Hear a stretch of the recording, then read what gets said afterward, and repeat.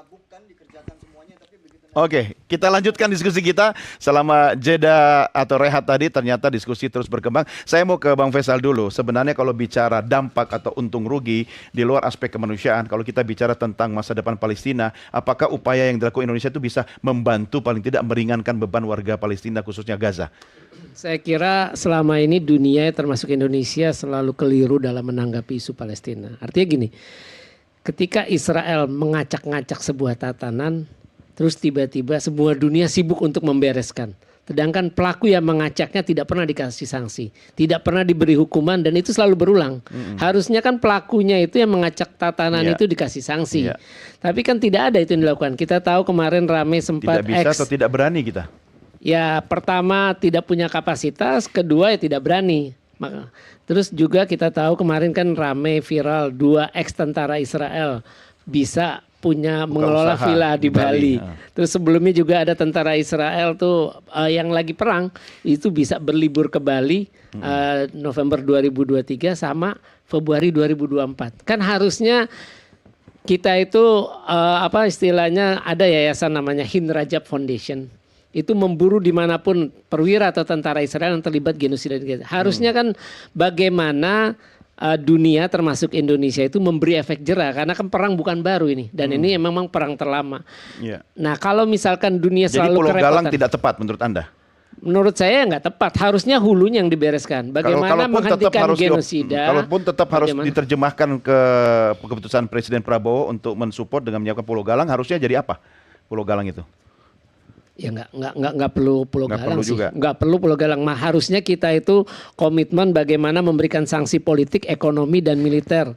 Itu salah satunya yang menarik, contohnya yang dilakukan Belanda. Belanda menerapkan memberikan status persona non grata kepada 2 menteri Israel. Dengan kata lain, Anda mau mencoba mengatakan Bang Faisal, kalau Pulau Galang kita siapkan, kita fasilitasi untuk warga Gaza, malah membuat Israel semakin menggila begitu. Iya, jadi Israel merasa senang dan semua ini Dia memang udah dikalkulasi oleh Israel. Oh, dunia kok yang akan sibuk beresin akibat kekejaman kita, akibat genosida kita. Sedangkan dia pelakunya nggak pernah mendapat hukuman sampai sekarang. Kan itu kan pikirannya terbalik. Iya, dari aspek medis sendiri, Dokter Arief, ya kan, ketika Pulau Galang itu memang ternyata nanti kita harus siapkan, ya kan, terlepas dari statementnya Bang Faisal tadi, gitu kan, harusnya apa yang ada di sana, fasilitas yang seperti apa yang bisa membantu?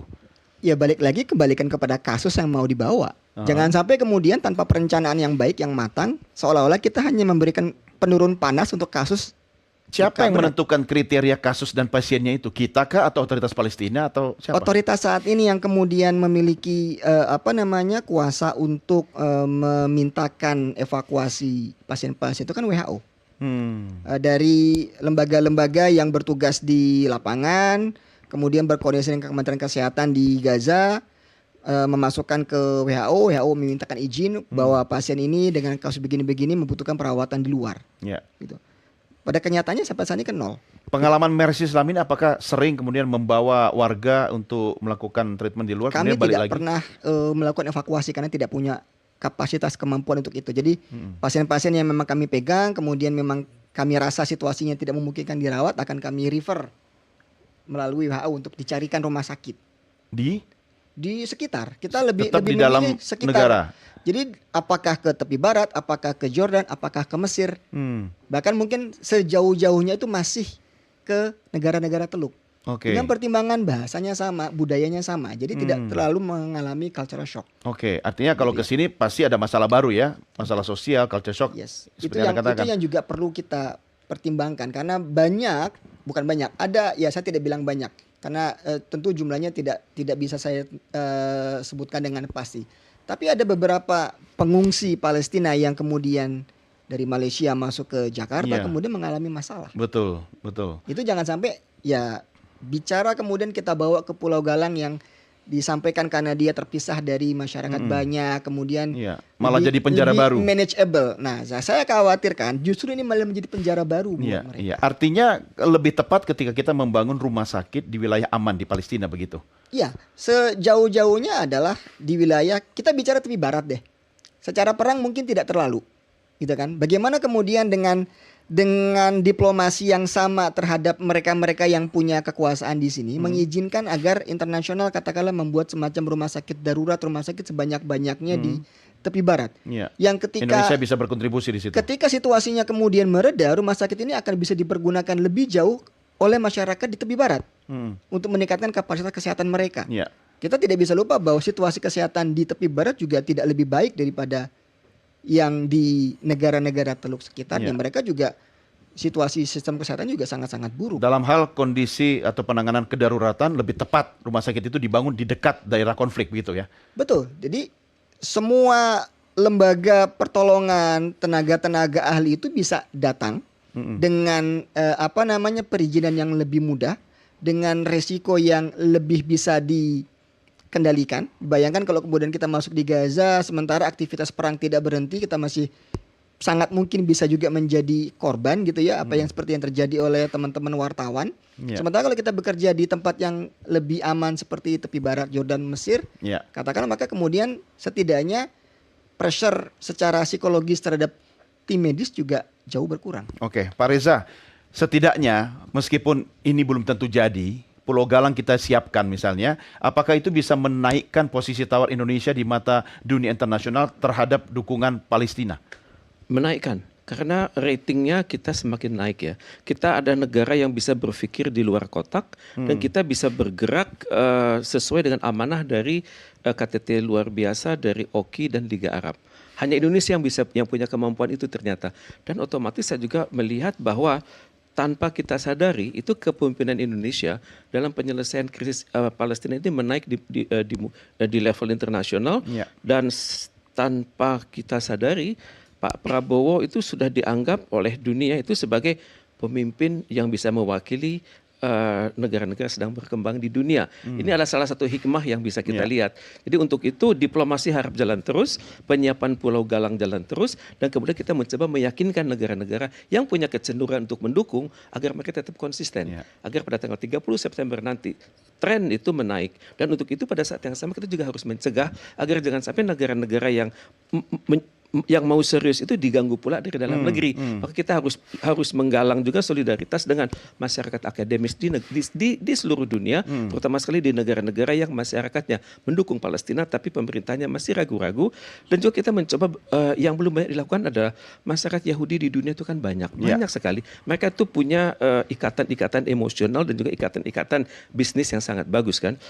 Dan masyarakat Yahudi itu selalu mengatakan Judaism itu tidak sama dengan Zionism yang sekarang dipraktekkan. Nah, ini semangat ini yang kita harus tumbuhkan sehingga menempatkan Israel pada posisi yang tersudut begitu. Kemudian juga pada saat yang sama sumber energi dia kan dari sistem keuangan dunia dan juga militer dari Amerika Serikat. Kita sadarkan masyarakat Amerika Serikat bahwa tibalah saatnya Anda semua tidak lagi dikendalikan oleh aspirasi yang bertentangan dengan konstitusi Anda sendiri. Oke, ya. Saya harus mengakhiri diskusi kita, tapi saya memberikan kesempatan buat Anda semua panelis menyampaikan pernyataan penutup. Saya ke Pak Soleh dulu. Pak Soleh, untuk kita menunjukkan solidaritas dan tetap mendukung Palestina, tetapi juga harus realistis. Tetapi saya pinjam kata-katanya Pak Reza tadi, kejadian ini sebenarnya bisa menempatkan posisi tawar Indonesia naik di mata internasional. Apa yang bisa Anda sampaikan kepada pemerintah, Pak Soleh?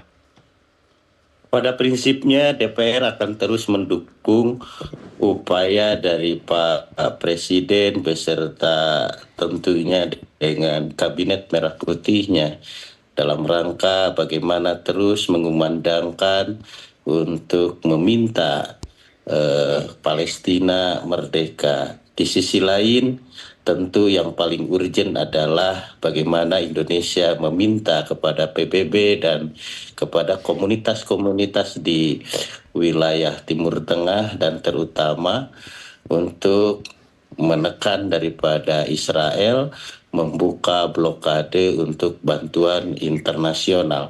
Sesungguhnya itu yang paling urgent sekali karena pada dasarnya ketika blokade bantuan internasional dibuka secara prosentase daripada kegentingan di Gaza dari sisi kesehatannya akan semakin berkurang.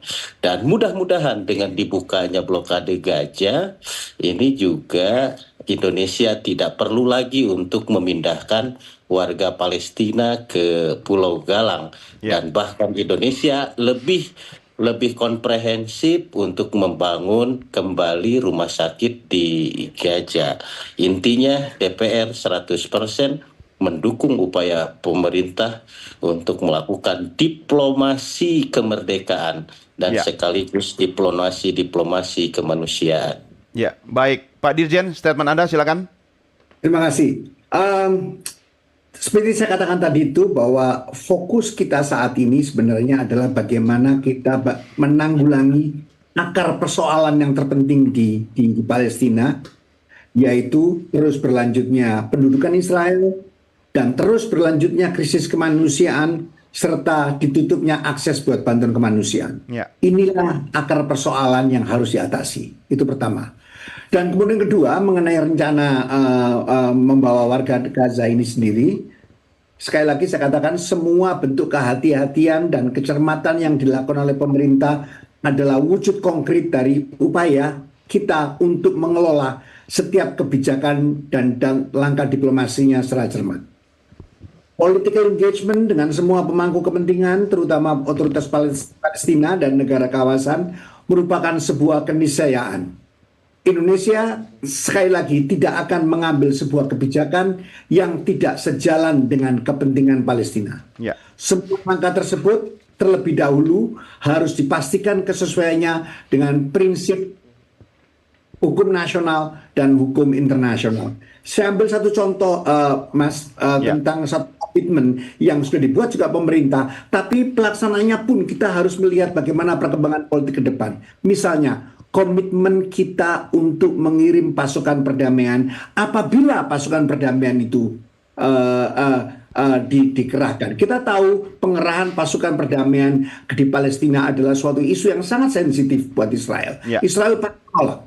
Tapi saat ini pemerintah Indonesia sudah menyatakan komitmennya. Kami siap untuk mengirimkan pasukan perdamaian.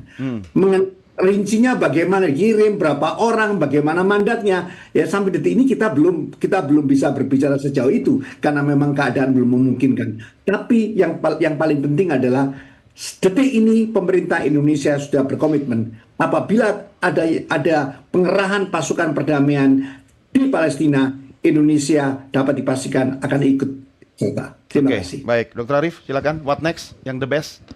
Ya, kami beserta komunitas internasional seperti tadi juga disampaikan oleh Pak Soleh. Jadi yang terpenting adalah stop genosida dan membuka koridor kemanusiaan. Karena kalau perang berhenti otomatis jumlah korban akan stop. Ya kan, rumah sakit kemudian dan tenaga medis kemudian bisa fokus untuk menangani korban-korban yang sudah ada. Nah, kemudian bantuan kemanusiaan saat ini diperlukan karena Gaza menghadapi wabah kelaparan. Artinya saat ini mereka tidak hanya menghadapi kasus trauma, tetapi juga kasus akibat malnutrisi. Gitu. Nah, dan ini sangat-sangat berhubungan. Artinya ketika kita bicara orang yang luka-luka gitu ya, sementara status gizinya buruk, tentu penyembuhannya akan lebih lama. Dan ini ada sesuatu yang sekali lagi menjadi oleh semua pihak disebut sebagai akar masalah. Kita sudah tahu akar masalahnya, tetapi marilah kita sama-sama fokus ke akar masalahnya itu saja. Gitu ya. Yang lain-lain ini kan side effect gitu ya. Gimik-gimiknya aja gitu sebagai upaya diplomasi politik sebagainya. Kami sebagai lembaga kemanusiaan lebih fokus ke bagian bagaimana kami menangani korban, rumah sakit bisa kemudian diaktifkan lagi. Kemudian semuanya bisa sembuh sehat tanpa kecacatan. Tapi diplomasi bukan gimmick kan? Nggak usah dikomentari. Kalau itu bukan saya urusannya. Terima kasih. Pak Risa, singkat saja. Closing. Terima kasih. Jangka pendek. Mikrofonnya Pak. Untuk jangka pendek, mohon negara-negara berbatasan dengan Israel itu membuka pintu-pintu bagi tugas kemanusiaan jangka pendek. Jangka panjangnya kita reformasi PBB. Mumpung sedang banyak negara yang mengharapkan dunia itu terkelola dengan lebih adil dan lebih bermartabat. Reformasi PBB ya. Bang Faisal, apa yang bisa Anda sampaikan? Ya, belajar dari Soekarno, saya berharap di sidang Majelis Umum PBB nanti Presiden Prabowo dalam pidatonya menginisiasikan kampanye global untuk memberikan sanksi politik, ekonomi, dan militer terhadap Israel agar Israel tidak selalu mengulang kejahatan kemanusiaan dan kejahatan perang terhadap Palestina. Anda akan masuk ke Gaza nggak nanti? Atau berada di mana? Kalau udah Damai mas, saya akan ke Gaza. Iya, itu impian, harapan atau apa? Saya udah pernah ke Gaza kok. Iya, Jadi saya pasti akan ke sana. Pasti akan ke sana. Ya pengennya ke sana lagi. Oke, tapi kita juga pengen ke sana, tapi kondisinya sudah damai ya. Oke, kalaupun jadi berangkat, selamat berangkat, hati-hati di jalan ya, Bang Faisal. Nanti kita ketemu lagi. Terima kasih Bapak-Bapak sudah bersama kami. Pak Dirjen, terima kasih. Pak Soleh juga terima kasih. Selamat malam dari Terima kasih. Jakarta ke Korea dan Selamat juga malam Tasikmalaya. semuanya. Iya, Dr. Arif, Ya. Pak Reza, terima kasih. Bang Faisal, terima kasih. Dan pemirsa, inilah akhir jumpa kita dalam Merah Putih. Saya Doni The Kaiser. Sampai jumpa. Merdeka.